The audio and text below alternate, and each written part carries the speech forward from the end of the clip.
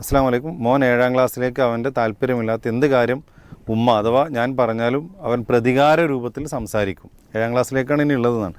ദീനപരമായ കാര്യങ്ങൾ പോലും 5ാം ക്ലാസ്സിൽ പഠിക്കുമ്പോൾ ഇസ്ലാമികമായ പല കാഴ്ചപ്പാടുകളിലും അവനിൽ മാറ്റം കണ്ടു. ഓവറായി പല കാര്യങ്ങളിലും വാശി പിടിക്കുക, അതുപോലെ ഹെയർ സ്റ്റൈല്, പിന്നെ മാല ഇടുക, നഖം നീട്ടി വളർത്തുക, ഇങ്ങനെയുള്ള കാര്യങ്ങളൊക്കെ അവനിൽ കണ്ടു. 6ാം ക്ലാസ്സിലായപ്പോഴേക്കും എനിക്ക് ചെറിയ ഒരു ജോലി കിട്ടി. ആ ക്യാഷ് കൊണ്ട് ഒരു ഇസ്ലാമിക സ്കൂളിൽ അവനെ കൊണ്ടുപോയി ചേർത്തി. അതിനുശേഷം അതിലേറെ പ്രശ്നമായി. പ്രതികാരം എന്തും ചെയ്യും.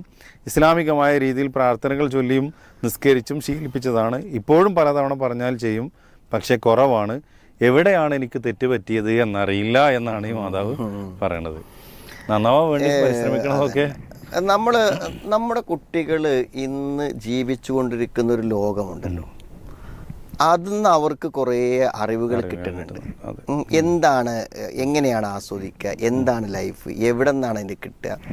അപ്പം അത് ഈ മൊബൈലും സുഹൃത്തുക്കളായിട്ട് കുറേ സംഗതികൾ കിട്ടുന്നുണ്ട്. ഇപ്പോൾ ഒരു കുട്ടി അവൻ്റെ പ്രായത്തിനനുസരിച്ച് കൊണ്ടുള്ള ചില സന്തോഷങ്ങളും എൻ്റർടൈൻമെൻറ്റുകളും ഒക്കെ അവൻ സ്വയം സുഹൃത്തുക്കളിൽ നിന്നോ നാട്ടിൽ നിന്നോ കണ്ടെത്തും. ഇങ്ങനെ കണ്ടെത്തി കഴിയുമ്പോൾ നമ്മുടെ കാഴ്ചപ്പാടനുസരിച്ച് അത് തെറ്റായിരിക്കും. അപ്പോൾ പ്രത്യേകിച്ച് ഉമ്മാരെന്ത് ചെയ്യും? അതിനെ തടസ്സപ്പെടുത്തും, അതിനെ എതിർക്കും, അതിനെ ഉത്ബോധിപ്പിക്കും. അപ്പൊ സ്വാഭാവികമായി ഇവരും ഉമ്മനേറ്റ് എന്തായിത്തീരും?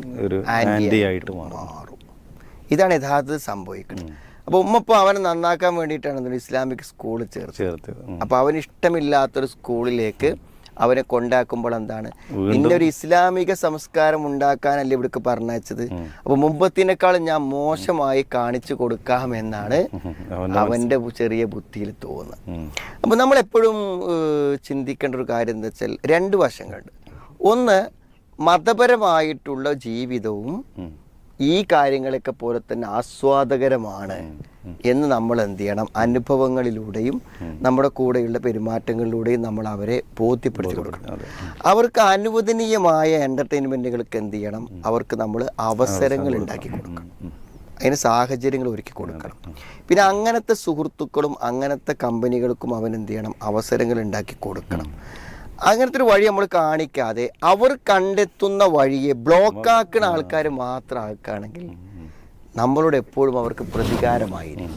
ഇപ്പോൾ ഞായറാഴ്ച രാവിലെ നേരം എടുത്തിട്ട് അവൻ സൈക്കിളെടുത്ത് അങ്ങാടിക്ക് ഇറങ്ങുമ്പോൾ സൈക്കിളിൽ പോണ്ടടാ എന്ന് പറയുമ്പോൾ അവൻ എങ്ങോട്ട് പോകണം എന്ന് പറഞ്ഞു കൊടുക്കുന്നില്ല എന്നുള്ളതാണ് ഇവിടുത്തെ ഏറ്റവും വലിയൊരു പ്രശ്നം.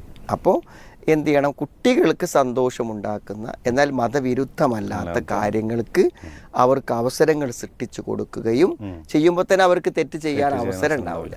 അപ്പം അങ്ങനെയുള്ള ഒരു ഗൈഡൻസ് വേണ്ട. അതല്ലാതെ അവർ കണ്ടെത്തുന്നതൊക്കെ ശരിയല്ല എന്ന് പറഞ്ഞാൽ അതൊരു പ്രതികാരത്തിലേക്കും കൂടുതൽ അതിനോട് ആൻറ്റി ആവാനും ഒരു മതനിഷേധിയാവാനും ഒക്കെ ഉള്ള കാരണങ്ങളായി വരുമെന്നാണ് എനിക്ക് തോന്നുന്നത്. ഒന്ന് ചെറുതായിട്ട് ശ്രദ്ധിച്ചാൽ ചേഞ്ച് വരുത്താൻ പറ്റും.